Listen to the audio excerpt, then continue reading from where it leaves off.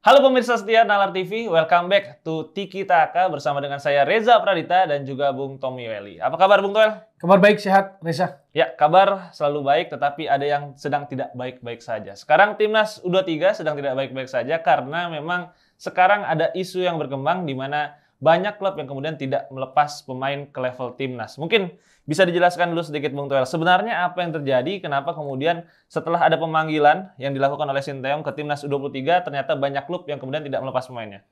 Iya, kan sebetulnya ini problematika yang klasik. Country versus club gitu kan. Jadi ini kan klub lagi kompetisi, klub butuh pemain, klub nggak mau melepas. Dalilnya pasti ini bukan agenda FIFA. Kan seperti itu. Nah makanya sebetulnya kalau kita berpikir lebih jernih, kenapa ada BTN? Kenapa ada Badan Tim Nasional? Kan justru badan itu yang harus memetakan persoalan-persoalan tim nasional apa. Jadi kira-kira hambatannya, handicapnya apa. Situasi-situasi seperti ini tuh sebetulnya itulah yang harus dipikirkan jauh-jauh hari oleh BTN gitu loh. Jadi sesuatu yang kemudian harus dicari jalan keluarnya. Apakah itu lewat komunikasi, koordinasi jauh-jauh hari. Kalau di hari H di ujung-ujung seperti ini ya pasti mereka akan berdiri pada posisinya masing-masing. Negara merasa bahwa klub tidak mensupport kepentingan timnas, klub merasa bahwa dia juga punya kepentingan di saat kompetisi seperti ini. Maka sebetulnya pertanyaan besarnya adalah BTN itu, Badan Tim Nasional itu dibentuk supaya bisa mengurai persoalan-persoalan seperti ini.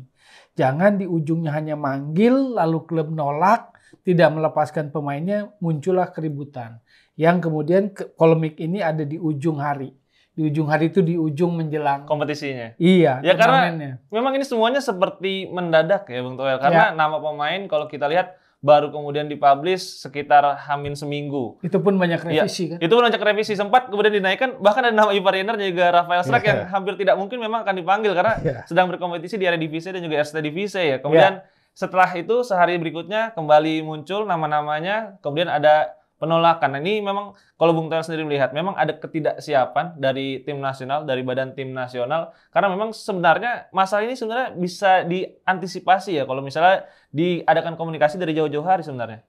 Jadi sebetulnya benar, waktu Erick Thohir memimpin PSSI, dia menghidupkan kembali badan tim nasional. Ya.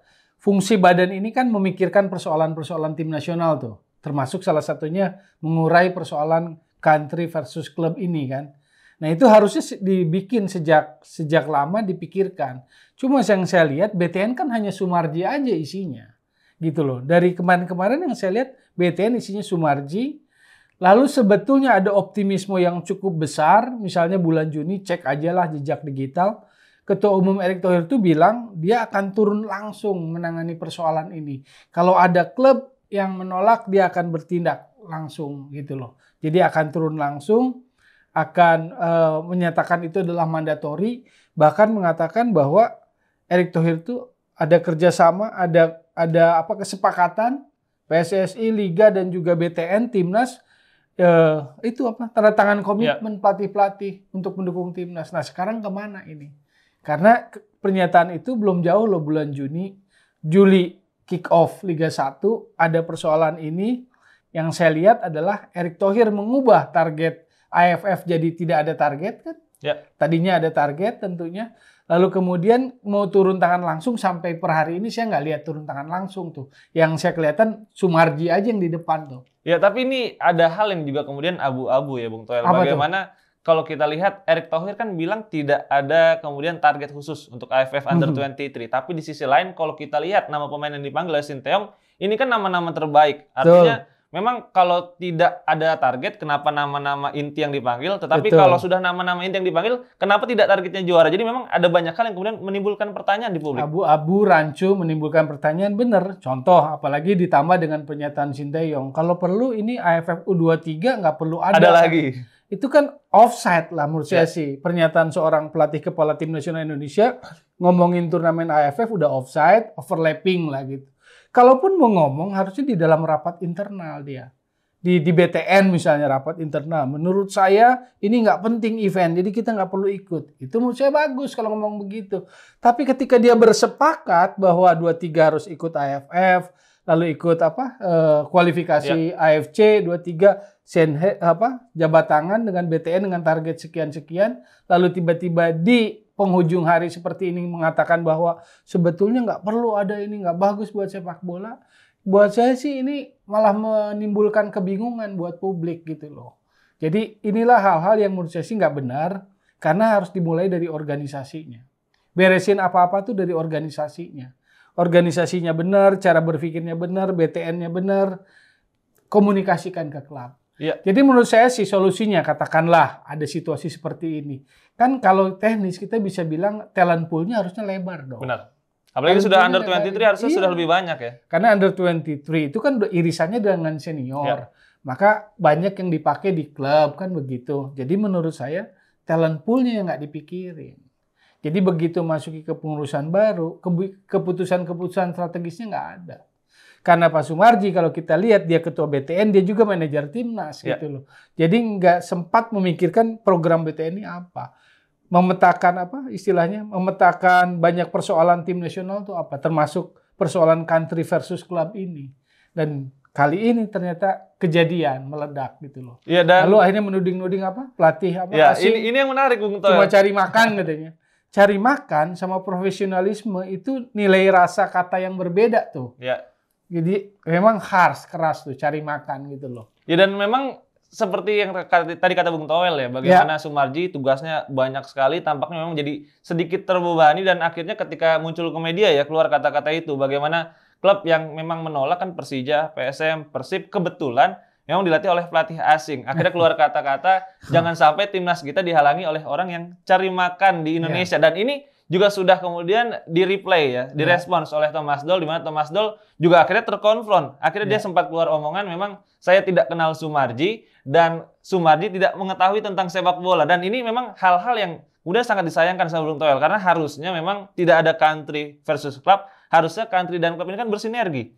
Harusnya, idealnya. Tetapi ketika di persoalan itu tertentu ada, karena memang ini kan persoalan klasik lah. Bukan cuma Indonesia yang ngalamin gitu loh. Di negara-negara maju pun ngalamin. Ya. Tetapi kan solusinya itu harus diciptakan, harus dicari. Makanya saya lihat adanya BTN, tapi saya nggak pernah lihat planning BTN itu apa. Yang terjadi hanya tiba masa tiba akal manggil pemain. Kalau sejauh yang kita lihat lewat media nih gitu loh. Contoh tadi kan yang Sinteyong ngomong begitu. Loh kalau ngomongnya di rapat internal, fine. Tapi ketika ada event seperti itu, ada penolakan terus dia ngomong nggak penting, ini juga nggak bagus gitu loh. Buat pemahaman, buat pengetahuan, buat buat wawasan sepak bola publik gitu loh. Nah, yang tadi cari makan, kalau pelatih asing pasti posisinya profesional kan, dia begitu, dia dikontak oleh klub. Sementara di satu sisi ada diksi yang berlawanan tuh cari makan, dan itu adalah istilah yang frasanya yang memang lebih rendah daripada profesionalisme. Kan persoalannya gini lah, kalau di negara yang sudah jadi impian lah, misalnya Pep Guardiola, dia kan memang tidak punya tanggung jawab kepada FA Inggris, ya kan? Dia bertanggung jawab kepada City, begitu juga Jurgen Klopp atau siapapun lah, Arteta misalnya gitu loh. Nah kalau misalnya Foden nggak bisa main untuk U23, atau Jude Bellingham gitu loh, yang masih 19 tahun, timnas Inggris U20, mau ikutan Piala Dunia U20 tapi nggak dilepas sama Madrid, kan mungkin FA Inggrisnya juga nggak berpikir bahwa Jude Bellingham akan dipakai buat U20 karena secara kapasitas Bellingham sudah main senior gitu kan.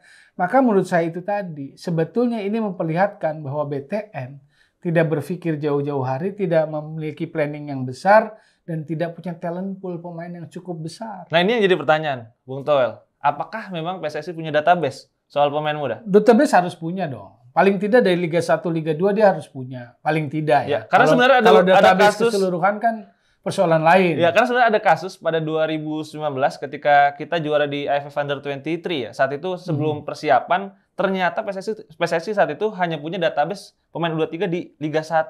Di Liga 2 mereka tidak punya. Jadi memang kemudian hal seperti ini apakah memang masih terjadi di PSSI yang sekarang? Ya paling masih di kisaran itu aja, di kisaran Liga 1, Liga 2 aja kalaupun punya gitu loh. Belum sampai menyeluruh ke bawah. Tapi at least karena yang ada di elit itu Liga 1, Liga 2, paling tidak kan talent pool-nya harus ada. Minimal misalnya 60, 50 harus punya gitu loh. Nah Rizky Ridho itu kan udah senior sebetulnya. Ya. Kalau kasusnya contoh misalnya kayak Marcelino itu kan mirip Jude Bellingham lah buat Inggris gitu loh. Inggris gak akan pakai dia untuk U20 karena di senior pun udah hebat gitu kan. Atau misalnya siapa? Jamal Musiala. Jamal Musiala sama Jerman gak akan dipakai U20.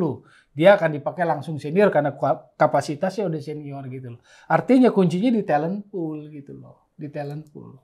Di talent pool dari tim nasional kita. Di bawah organ mana ya BTN gitu loh. Cuma kan berkali-kali saya bilang kita nggak lihat planning strategis BTN itu apa. Lalu siapa aja yang di dalam BTN kita nggak lihat. Yang ada sekarang adalah BTN sedang marah lewat ketuanya namanya Sumarji kepada pelatih asing. Ada Tavares PSM, ada Thomas Doll Persija, ada Persib. Dan kalau mau katakanlah dikait-kaitkan dan kita nggak bisa menafikan ini kan 3 klub ini ada pemain-pemainnya yang timnas U20 yang jadi polisi. Iya. Yang artinya Thomas Doll kehilangan Ferrari tiba-tiba gitu loh. Ada di pendidikan polisi gitu kan. Dan sekarang bisa untuk timnas AFF gitu kan. Lalu ada siapa? Frankie Misa gitu kan. Persikabo bisa di timnas. Persib kehilangan Kakang Rudianto gitu loh. Jadi jangan dinafikan atmosfer atau background seperti itu. Nah makanya saya bilang perlu menjalin komunikasi yang bagus antara PSSI, BTN, lewat BTN dengan klub-klub ini.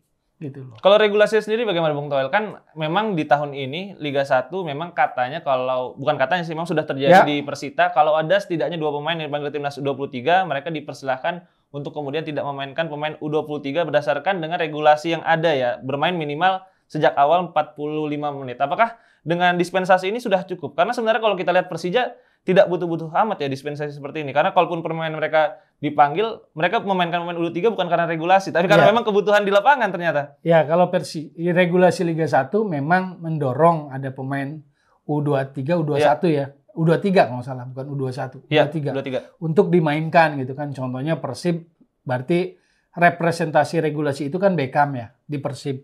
Kalau Persija banyak pemain muda. Jadi saya pikir kalau Persija sih betul bukan karena memenuhi regulasi, tapi dia memang atas dasar kualitas gitu loh. Nah, sekarang kalau dipanggil, maka kemudian itu jadi celah juga kan. Ya Persib masih butuh misalnya contoh. Persib masih butuh Beckham untuk dimainkan, karena kalau enggak, saya nggak bisa memenuhi regulasi itu. Akhirnya yang terjadi adalah dalih-dalih terhadap regulasi itu.